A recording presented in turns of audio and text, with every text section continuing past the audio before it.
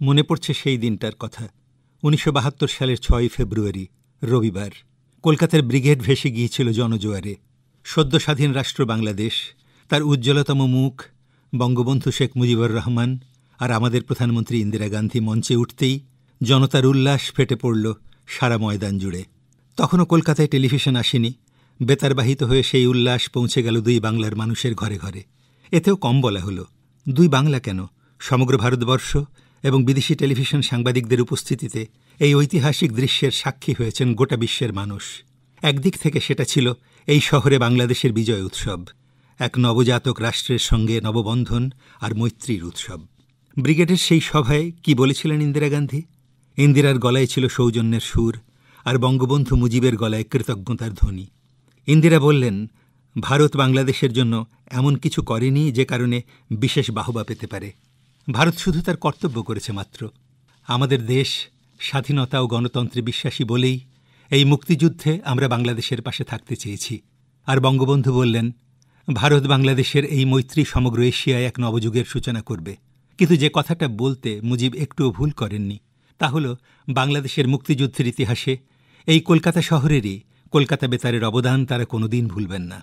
এই ইতিহাস স্বর্ণাক্ষরে লেখা থাকবে, কারণ যুদ্ধের দিনগুলিতে আকাশবাণী কলকাতা ছিল মুক্তিযোদ্ধাদের সর্বক্ষণের সঙ্গী, সহযোদ্ধা, প্রেরণার উৎস। কখনো তা মুক্তিমন্ত্রের মতো কাজ করেছে। আমাদের আকাশবাণীতে তখন একটা শব্দ খুব চালু ছিল, শব্দ সৈনিক। কেন বলা হতো? বেতার ধ্বনি মাধ্যম, শব্দ বা ধ্বনি তার ভরকেন্দ্র। সুতরাং মুক্তি সংগ্রামে মুক্তি সৈনিকের মতো এই প্রচার মাধ্যমের প্রতিটি সম্প্রচারকই তখন শব্দ সৈনিক। আমাদের এক সাংবাদিক বন্ধু শীর্ষ বন্দ্যোপাধ্যায় স্বাধীন বাংলা বেতার ও আকাশবাণীর সেই সময়ের ভূমিকা নিয়ে একটি উপন্যাস লিখেছেন, নাম দিয়েছেন ইথার সেনা। এই নামও কিন্তু বেশ মানিয়ে যায়। সত্যি কথা বলতে ১৯৭১-এ ৯ মাসব্যাপী বাংলাদেশের সেই মুক্তিযুদ্ধের দিনগুলিতে আকাশবাণী কলকাতা ছিল যেন বাংলাদেশময়। অনিবার্য জয়ের লক্ষ্যে এই মুক্তি সংগ্রাম নিয়ে কত অনুষ্ঠান, কত রকম পরিকল্পনা। অগ্রণী ভূমিকায় সংবাদ বিভাগ তো ছিলই। সংবাদ পরিক্রমা, সংবাদ বিচিত্রা তখন মুক্তিযোদ্ধারা উৎকর্ণ হয়ে শুনতেন। পরিক্রমার লেখক প্রণবেশ সেন, সংবাদ বিচিত্রার প্রযোজক উপেন তরফদার, বার্তা সম্পাদক দীপেশ ভৌমিক, মন্দ্রস্বরের সংবাদ পরিবেশক দেবদুলাল বন্দ্যোপাধ্যায়ের কথা সঙ্গতভাবেই বারবার উচ্চারিত হয়। কিন্তু এই বিভাগেই নির্মল সেনগুপ্ত, শঙ্কর দাশগুপ্ত, পীযূষ বন্দ্যোপাধ্যায় সহ আরও অনেকেই ছিলেন নিবেদিত প্রাণ। অন্যান্য বিভাগেও ছিল নানা অনুষ্ঠানের উদ্ভাবনী তৎপরতা। কিন্তু এই মুক্তিযুদ্ধ ঘিরে এক আশ্চর্য উদ্ভাবন ঘটিয়েছিলেন তখনকার কেন্দ্র অধিকর্তা দিলীপ সেনগুপ্ত। তাঁর রেডিও কার্টুন শ্রোতাদের তাক লাগিয়ে দিয়েছিল। ১.৫-২ মিনিটের এই ব্যঙ্গাত্মক অনুষ্ঠানের একটি অন্তত বলার লোভ সামলাতে পারছি না।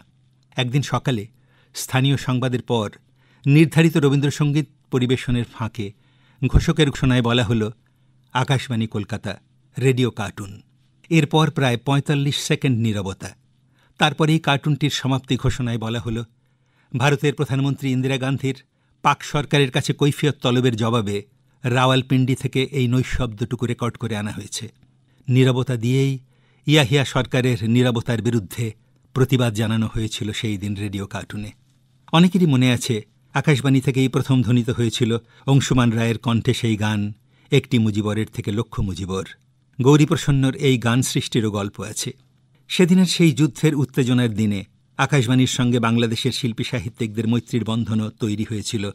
আকাশবাণী ভবনের সংবাদ বিভাগ লাগোয়া যে ব্যালকনি, সেখানে প্রায় আড্ডা জমে উঠত, সৃজনশীল আড্ডা।